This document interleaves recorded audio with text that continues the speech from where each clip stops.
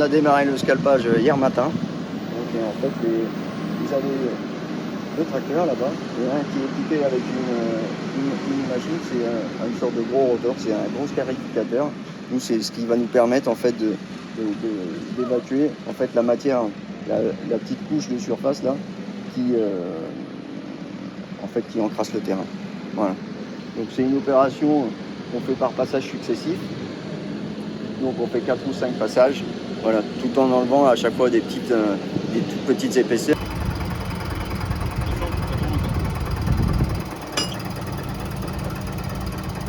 C'est juste un rotor qui tourne dans le sens inverse de la marche. C'est un rotor qui tourne dans le sens inverse de la marche de la machine. La terre elle se propulsée par l'avant, elle passe au-dessus du rotor pour venir se jeter sur le tapis. C'est tout des petites dents, mais c'est comme une patte d'eau. Ah, ok. Et elle est faite vraiment pour ne pas abîmer la fibre du tout, pour glisser sur la fibre et enlever la terre. Ah, c'est millimétrique. Là on est vraiment sur une épaisseur de 3 mm. On a avec des 3 mm dès le départ du réglage. Et on passe vraiment des passages successifs. Toujours le même réglage, exactement le même. 3 mm à chaque passage. On est passé 4 fois, là on fait le 4e passage pour l'instant.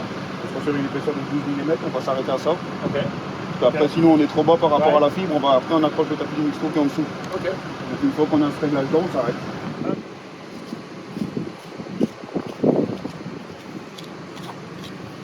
Il y a encore là, vraiment 3 cm.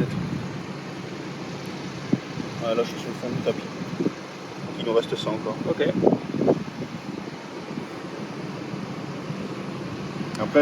Après une fois qu'on aura fini toute la surface du jeu, là, on arrête avec cette machine-là, on la met sur le côté et on vient avec des brosses rotatives.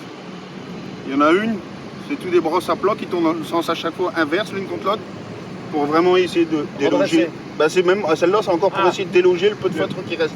On va encore passer avec la griffe à François, avec sa récam, pour ameublir la surface. Ouais, ça il nous a montré, Et après, on va encore repasser avec cette brosse derrière pour essayer de tout mettre. Et puis après, on va passer avec une balayeuse sur le terrain pour tout pousser sur le bout. Et après, on repassera le balai derrière parce qu'il va encore en rester un tout petit peu pour essayer de déloger le peu de racines qui reste.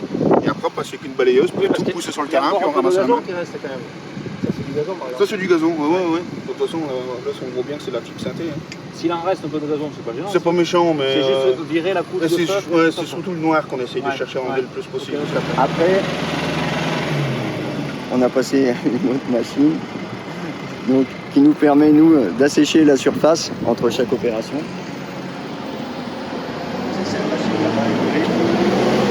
C'est cette machine qu'on passe en fait entre chaque passage avec la machine qui scalpe et qui nous va nous permettre d'assécher un peu la surface et de ramasser plus facilement en fait toute la matière qu'il faut évacuer.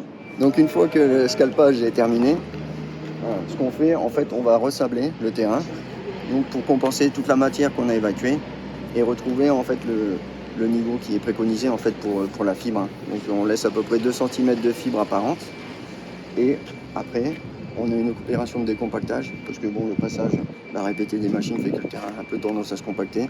Donc là c'est ce type de machine qu'on passe là, un décompacteur, un Actidra, enfin des différentes marques.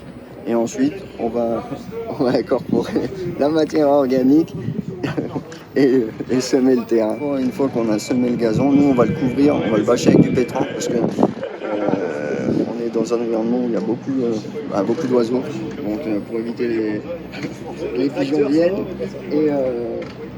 et pour permettre une levée un peu plus rapide. Aussi de se prémunir en cas d'orage parce qu'en ce moment on est dans une période un peu incertaine au niveau et nous ça va nous permettre d'avoir quelque chose de protégé.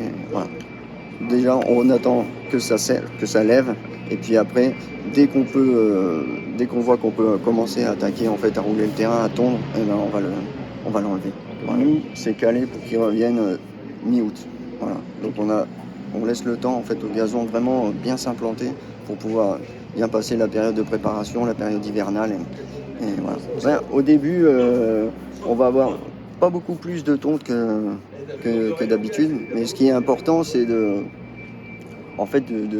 bien faire attention justement à la qualité de tonte et de ne pas avoir, pour permettre au gazon de bien se développer, bien taler et surtout de ne pas se stresser, quoi. Après, c'est la période estivale, donc on fait au niveau des traitements alternatifs, on fait beaucoup plus attention. Et c'est vrai que là, tous les 15 jours, on passe les produits qui vont nous permettre de nous prémunir. Voilà. On dirait que pour nous, le Régras a quand même tendance à beaucoup mieux fonctionner l'hiver. Voilà. Mais le pâturin des prés, il a des qualités de résistance à l'arrachement, au piétinement qui font quand même que c'est une variété intéressante et surtout qui nous prémunit contre les maladies. Et voilà, nous, en fait, c'était pour avoir un sol vivant et qui ait une bonne cohésion et qui soit sain, en fait, qui nous permette d'avoir des bons résultats et sans utiliser de produits phytosanitaires. En fait, là, on est sur des sols sableux, donc des sols qui sont vraiment pauvres naturellement. Donc le but, c'est de les enrichir et ça nous permet aussi d'avoir une meilleure cohésion dans le sol. Donc ça inclut aussi une meilleure porosité. Quand vous avez de la cohésion dans un sol même sableux, vous avez une meilleure porosité et puis aussi de mieux garder les éléments nutritifs en fait et d'avoir une restitution plus lente et homogène des éléments. Ici, c'est des algues et du végétal essentiellement. C'est que du végétal. On travaille avec 2 marques. Donc tout ce qui est les produits alternatifs et une partie des amendements, c'est Keragro. Donc c'est une société bretonne. Voilà. Donc tout ce qui est la chitine, tout ça qui nous a beaucoup aidé. Et après tout ce qui est amendement et l'engrais organique qu'on utilise, c'est avec Fraissinet. Voilà.